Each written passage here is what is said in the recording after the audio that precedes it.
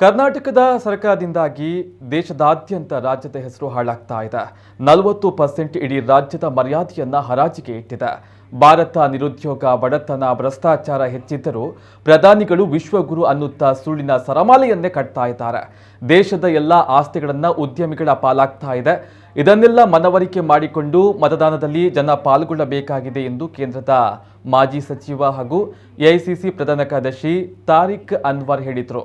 ಅವರು 300 ವಲಯ ಕಾಂಗ್ರೆಸ್ ಸಮಿತಿಯ ಆಶ್ರಯದಲ್ಲಿ ಕುತ್ತೂರು ಜಂಕ್ಷನ್ನಲ್ಲಿ ಮಂಗಳೂರು ವಿಧಾನಸಭಾ ಕ್ಷೇತ್ರದ ಚುನಾವಣಾ ಪ್ರಚಾರದ ಹಿನ್ನೆಲೆಯಲ್ಲಿ ನಡೆದಂತಹ ಸಾರ್ವಜನಿಕ ಸಭೆ ಹಾಗೂ 22 ಮಂದಿ ಬಿಜೆಪಿ ಹಾಗೂ 12 ಮಂದಿ ಎಸ್ಡಿಪಿಐನ ಕಾರ್ಯಕರ್ತರ ಕಾಂಗ್ರೆಸ್ ಸೇರ್ಪಡೆಗೊಳಿಸುವ ಕಾರ್ಯಕ್ರಮವನ್ನು ಉದ್ದೇಶಿಸಿ ಮಾತನಾಡಿದರು.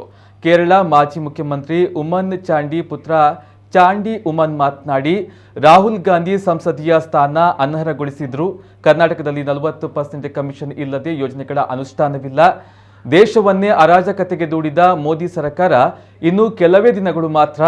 ಮುಂಬರುವ ಚುನಾವಣೆಯಲ್ಲಿ ರಾಹುಲ್ ಗಾಂಧಿಯೇ ಪ್ರಧಾನಿಯಾಗಿ ಸಾಮರಸ್ಯದ ಭಾರತ ನಿರ್ಮಾಣ ಸಾಧ್ಯ ಎಂದು ಹೇಳಿದರು. ಯುಟಿ ಖಾದರ್ ಮಾತನಾಡಿ, ಬಿಜೆಪಿಯ ಆಯುಷ್ಯ 10 ದಿನಗಳು ಮಾತ್ರವಿದೆ. ಸಾಯುವ ಬೆಡ್ನ ಬಿಜೆಪಿಗೆ ಬದುಕಿಸುವ ಆಕ್ಸಿಜನ್ ಎಸ್ಡಿಪಿಐ ನೀಡ್ತಾ ಇದೆ.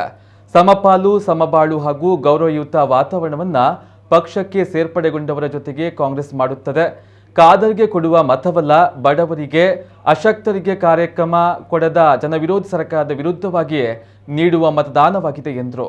ಈ ಸಂದರ್ಭ ವಿಧಾನ ಪರಿಷತ್ ಸದಸ್ಯ ಐವನ್ ಡಿಸೋಜಾ, ಜಿಲ್ಲಾ ಕಾಂಗ್ರೆಸ್ ಮಾಜಿ ಅಧ್ಯಕ್ಷ ಇಬ್ರಾಹಿಂ ಕೋಡಿಚಾಲ್, ಅಶ್ರಫ್ ಕೆಸಿ ರೋಡ್ ಉಪಸ್ಥಿತರಿದ್ದರು.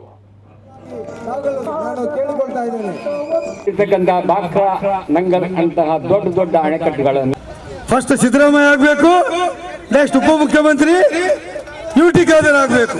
बोलो यूटी खादर की, बोलो कांग्रेस पार्टी की, बोलो कांग्रेस पार्टी की. ನಾವು ಮನಸ್ಸು ಮಾಡಿದ್ರೆ ಯುಟಿ ಖಾದರ್ ಅವರು ತನ್ನ ಕ್ಷೇತ್ರ ಮಾತ್ರವಲ್ಲ, ಇಡೀ ರಾಜ್ಯದ ಉದ್ದಗಲಕ್ಕೂ ಅವರು ಚಿರಪರಿಚಿತರು. ಎಷ್ಟು ಮಂಗಳೂರು ಕ್ಷೇತ್ರದಲ್ಲಿ ಪರಿಚಿತರು, ಅಷ್ಟು ಬೀದರಿಗೆ ಹೋದ್ರೂ ಪರಿಚಿತರು, ಚಾಮರಾಜನಗರಕ್ಕೆ ಹೋದ್ರೂ ಪರಿಚಿತರು, ಬೆಂಗಳೂರಿಗೆ ಹೋದ್ರೂ ಪರಿಚಿತರು, ಕೊಡಗಿಗೆ ಹೋದ್ರೂ ಪರಿಚಿತರು, ಇದು ಜಿಲ್ಲೆ ಬಿಟ್ಟು ಆಚೆ ಕೇರಳ ರಾಜ್ಯಕ್ಕೆ ಹೋದ್ರೂ ಪರಿಚಿತರು.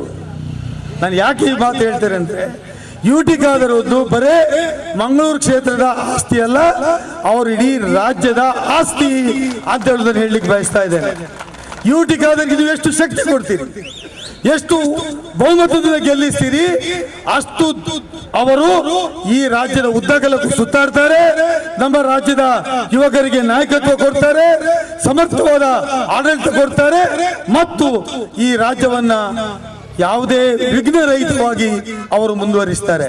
ನಮ್ಮ ಕ್ಷೇತ್ರದ ಕೀರ್ತಿಯನ್ನು ಅತ್ಯುನ್ನತ ಮಟ್ಟಕ್ಕೆ ಏರಿಸಿದಂತ ಒಬ್ಬ ನಾಯಕರಿದ್ರೆ ದಕ್ಷಿಣ ಕನ್ನಡ ಜಿಲ್ಲೆಯಲ್ಲಿ ಅದು ಯುಟಿ ಖಾದರ್ ಅಂತ ಹೇಳುವುದನ್ನ ನಾನು ಹೇಳಲಿಕ್ಕೆ ಬಯಸ್ತಾ ಇದ್ದೇನೆ.